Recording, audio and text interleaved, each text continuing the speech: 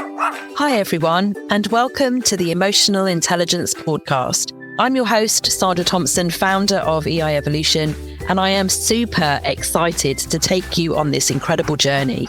We're going to be exploring the transformative world of emotional intelligence and empathy, guided by some truly remarkable humans and their fantastic four-legged friends. In each episode, we'll dive into inspiring and heartwarming stories about our beloved canine companions. We'll discover the unique and magical bonds we share with our dogs and uncover the profound lessons they teach us about understanding and managing our emotions. From tales of loyalty and love to moments of learning and growth, our furry friends have so much to offer when it comes to enhancing our emotional intelligence. We'll also discuss practical tips and insights on how to cultivate empathy and emotional awareness in our daily lives, inspired by the natural wisdom of our dogs. So sit back and relax, maybe even with your playful pup by your side, and join us for an enriching experience that celebrates the incredible ways dogs help us connect more deeply with ourselves and others.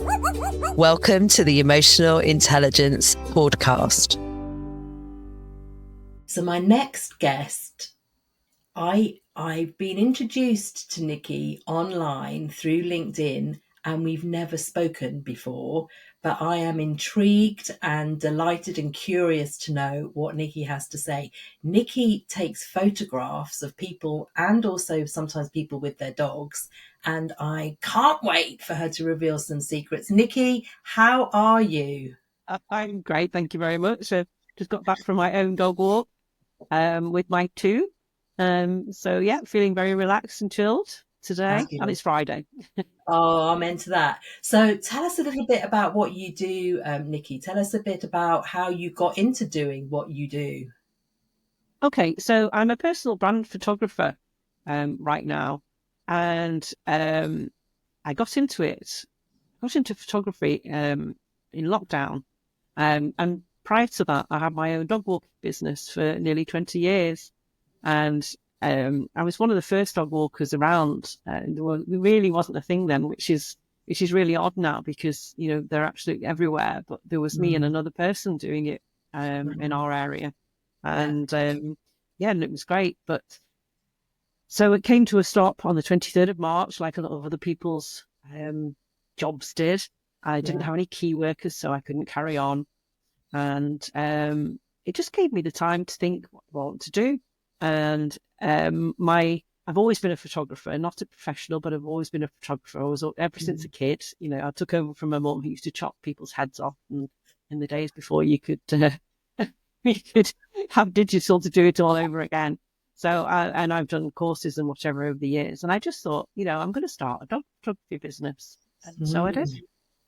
So, Wow. so I started out. So I need to make a comment before I ask you a bunch of questions, if you don't mind. The anticipation of having the roll of film, putting the roll of film in to be developed, and then getting the headless shots. Oh my God.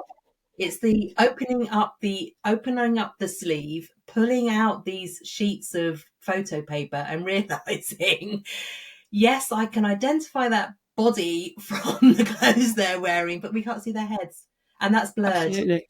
That 2 weeks wait from Boots or whatever it was, that was just, my God. Thank God for digital, that's all I can say. Exactly, and all of the things that it can do. So the first dog, so tell me about that. So were these people busy working people who were traveling a lot, and you kind of said, oh, I'll walk your dog, and then all of a sudden you found yourself doing this thing 20 years ago that no one else was doing? Were they working people? What was the driver? Yeah, mainly it was working people, and you know, it was just beginning to become a thing that you could employ somebody. And it was great for 3 or 4 years because I just got referral after referral after referral because it was a very new thing. Mainly that. And there was some older people, you know, who couldn't walk, couldn't give the dog the exercise it needs, and then shift workers, and then people who've broken their leg and couldn't walk for whatever, all the usual reasons. Yeah, no, fantastic. And so photography then and personal branding photography. So I've got a rough idea what that is, but can you just explore that a little bit more for those that are watching and listening right now? Yeah, of course, yeah. So if I go back to the dog photography, I very quickly moved on to branding for pet professionals. Now, if I tell you what that is, might give you an Yeah, idea. So pet yeah, great. professionals, say dog walkers and whatever, they don't like very much showing themselves. They will put out on their social media all pictures of the dogs. So Mm, instead of themselves. So what I started to do was take pictures of them doing what they loved. yeah, So that's really what brand photography is all about. It's just brand photography is just about being the person. It's getting to know the person behind the business. It's getting the personality. Because if you've got a small business and it's just you, then you are the brand. And that yeah. is your personal brand. Everything you do is a personal brand. Mm, If you've got a small business, the things you say, the content you write, the photos you put out, mm, that's your personal brand.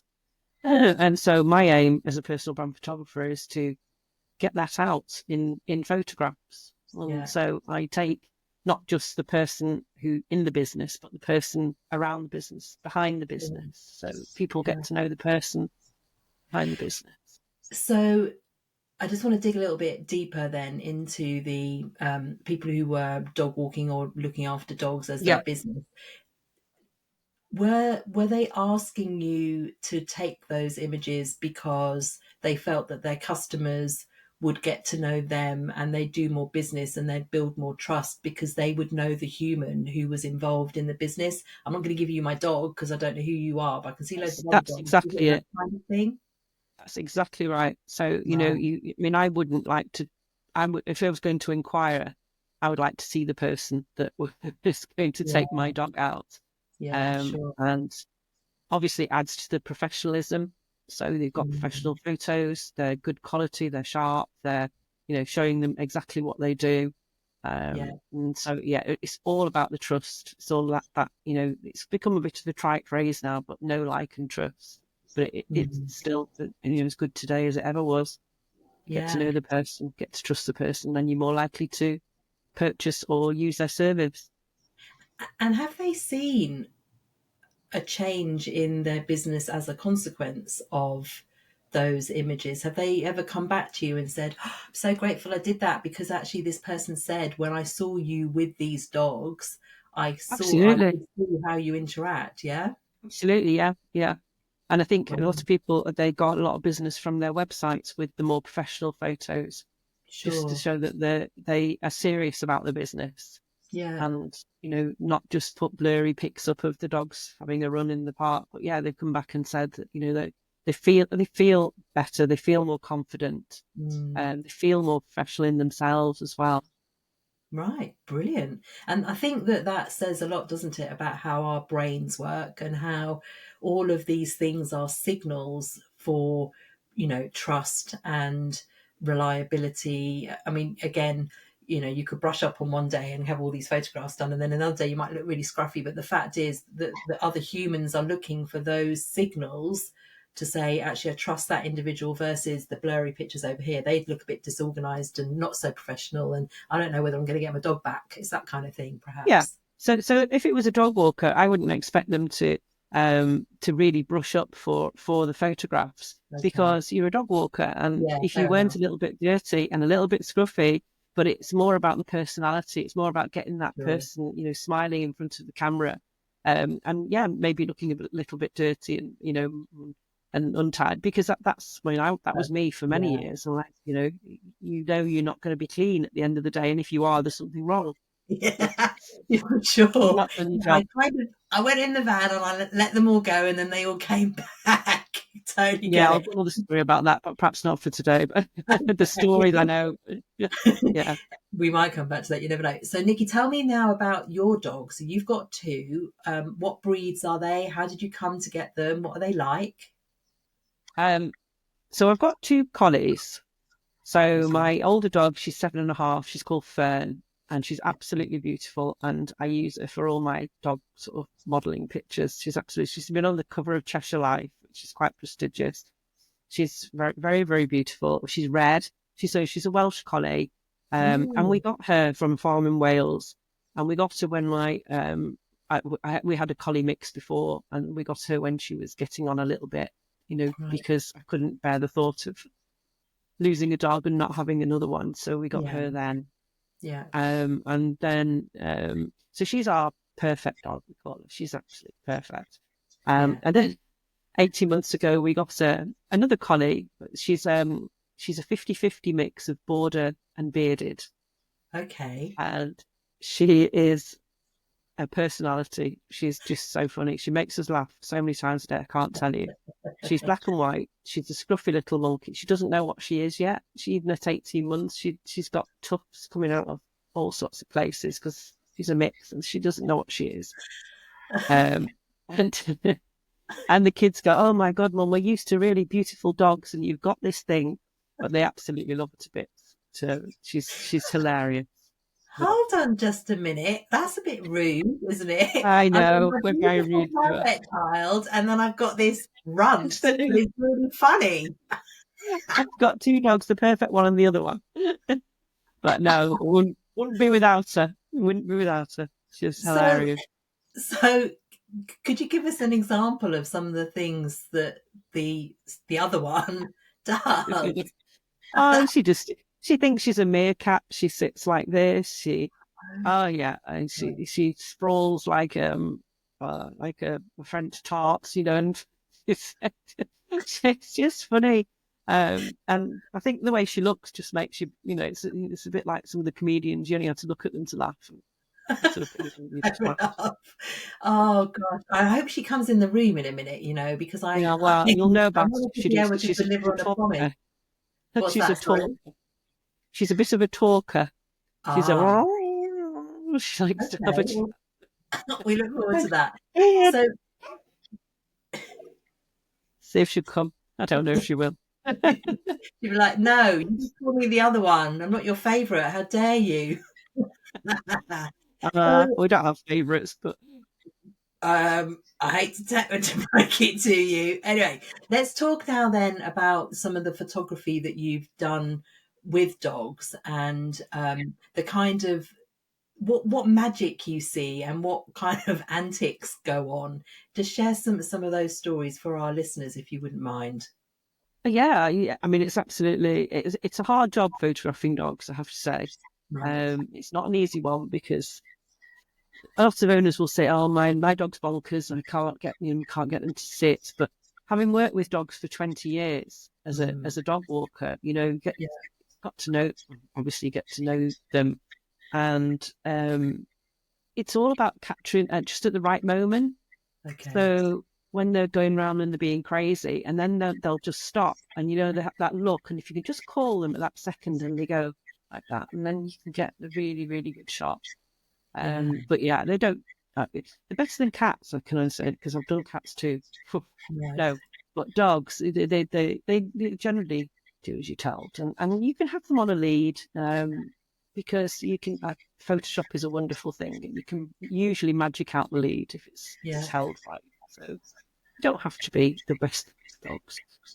So are the dogs in the home? Are the dogs outside? For me, always outside. Always outside. I'm very much a natural light photographer, Okay. So my photos of dogs are all outside, in fields, in forests, doing what they really like to do best. I'm not a studio photographer at all, or I do photographs in homes now, but I'm as much as I can get them outside. And I mean, they might not appeal to some people who want perfect photo, the perfect photo, but a lot of the people who come to me, like, the tongue size and a bit of dirt, and because that's their dog, it's their personality. Yeah. And as far as breeds are concerned, which breed, you might not want to tell me this, but which breeds are the most difficult and naughty, and which ones are probably the easiest models to work with? Well, collies are the easiest models to work with by far, and they're absolutely brilliant because they love a head tilt. Okay. You can make a sound, and they will they were often and then you get a gorgeous shot of a collie. But then, the collies are intelligent dogs anyway. Mm-hmm. But really, we're going to say this: it's mainly the owners. Not the dogs. It's mainly the owners. It's the Come on, owners then. What's the who stories about that, Nicki? Come on, spill the beans. What's happened? no, it's the owners who don't do as they're told, and then the dog doesn't do. I can't get the dog. So what do? Do you kind of let them get on with it for a bit and then you say, do you know what? I'm taking charge of the situation here, and if you could be quiet and stand over there, I'll sort this out. Is that what you do? Is that what happens? Yeah, yes, mainly. So I tend to let the dog have a good run first. It depends on what the owner wants, really, from the photos. The craziest one I had was 6 spaniels. That was the craziest shoot I ever did. It was six working cockers, and you can imagine what that was like. So what was the objective, to get all 6 of them in one shot? Surely not. No, we'd agreed that that was not going to happen. Okay. She had a couple of very young ones as well, so she thought the older ones might have got together, but she was never going to get the 2 young ones as well. So wow. And what do people do with these images? Do they put them up in their houses? Do they make them into greeting cards? What do they do? All sorts of things. They can be cushions, it can be wallpaper. Oh, what a great idea. Yeah, cushions.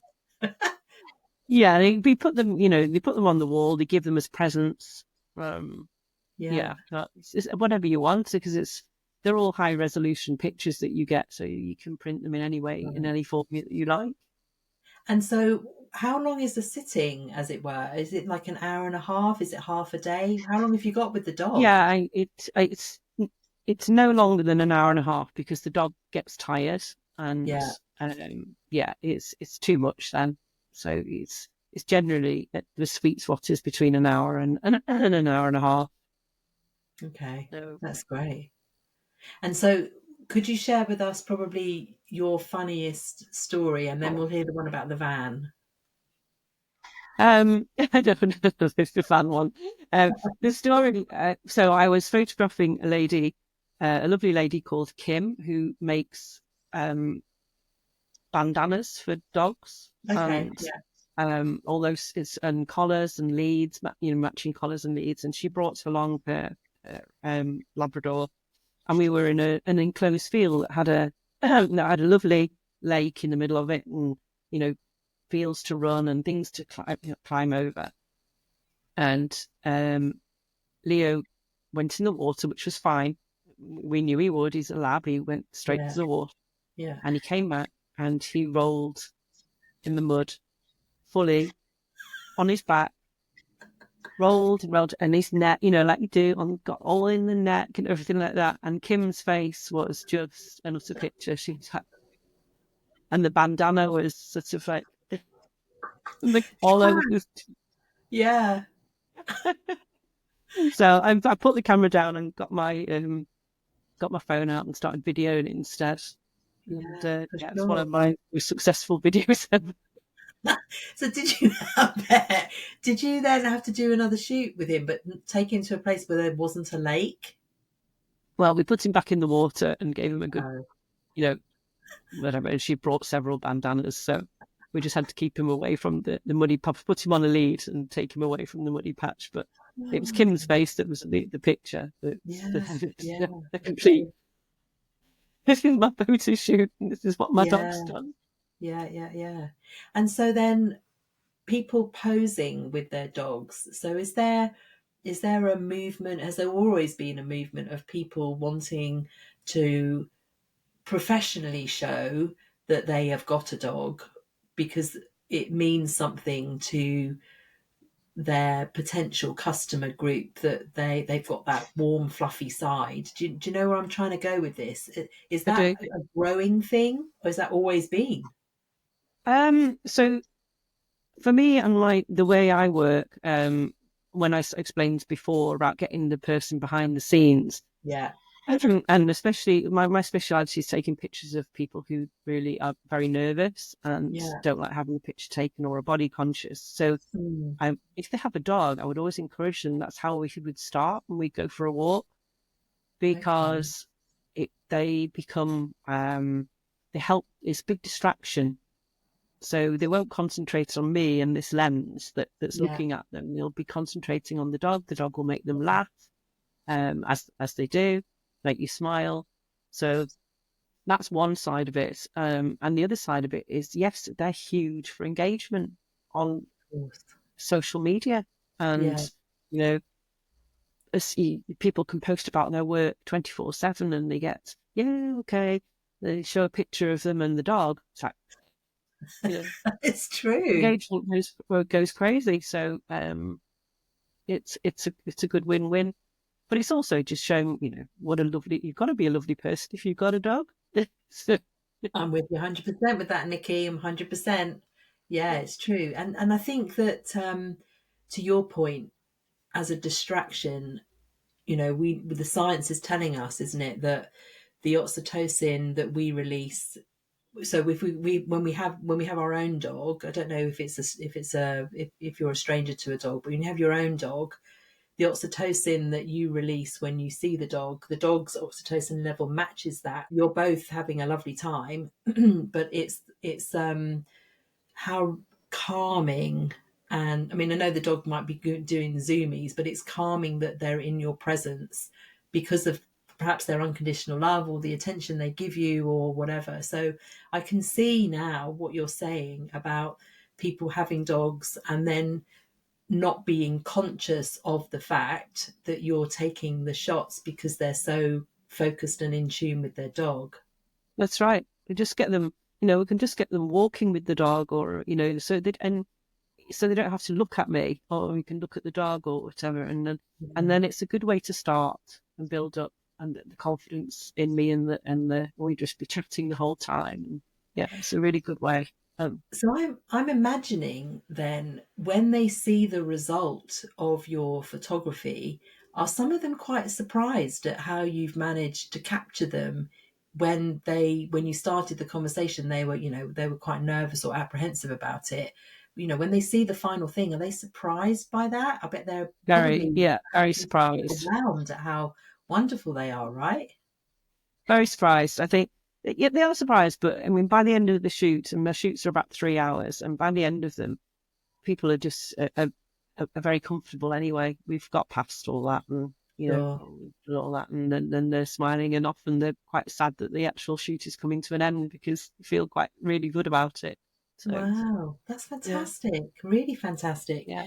So we've established that you've got a beautiful dog and another one. We've established that the personal brand is critical because ultimately when someone hasn't met you, they're going on all of the signals that you're giving them. And that's what you say, how you look, how you're presenting yourself, how professional and slick things are. And I have to say, someone recommended to me many years ago about getting some photography done, some professional photography.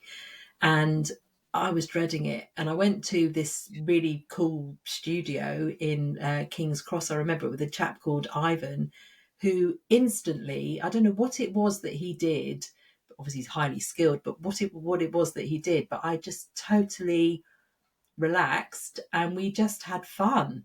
And the end result, he got a little cheeky bit of me. He managed to capture that.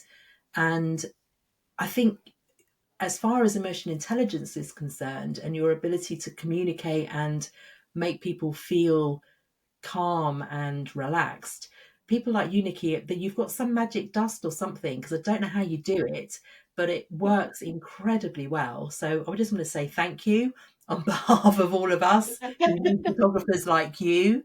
You do marvelous work. So thank you very much for that. It's getting those little bits out, those little bits, those quirky bits, those, catching you being you. That's my magic. That's what I'm after all the time. Yeah. So any final things that you'd like to leave the listeners listening to as far as dogs and their magic or emotional intelligence and empathy? Is there anything that you'd like to say on that topic before we wrap up? I just wouldn't be without my dogs, and they look after me when I'm sad, and I just couldn't be without them. And, and I came home yesterday, and my husband had taken them out, and I'd been out for the day, and they weren't in the house when I came home. It was it's funny, isn't it? I need that. I need them. Yeah. So, yeah. And, well, thank you so much for joining this particular podcast. Very welcome. We'll put some details of you and your work in the little commentary that we give for everyone. But fascinating, and I really hope that the dogs must. Do they actually recognise themselves? I know I've seen little clips on Instagram where a dog sees a mirror reflection and it freaks them out. Do you know if they actually recognise themselves in images, or does it just cause a brain fog? I don't know. I don't know the answer to that one, but I do know that some images do freak dogs out when they see them. They can do. I don't know the answer to that one. I'm going to look that up.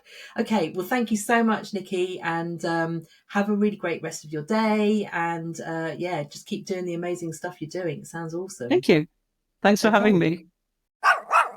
So that's a wrap. Thank you so much for tuning in. If we've not connected already, you can find me on LinkedIn. I'm on there most days. You'll find me under CXEI Sandra. And also, if you want to find out a bit more about my work, then you can pop along to my website, www.eievolution.com. One final thing, and in the spirit of customer experience and feedback, I wonder if you might consider leaving a review on Spotify. I'll leave that one with you. So until the next time, be well and be pawsome. Ta-ra!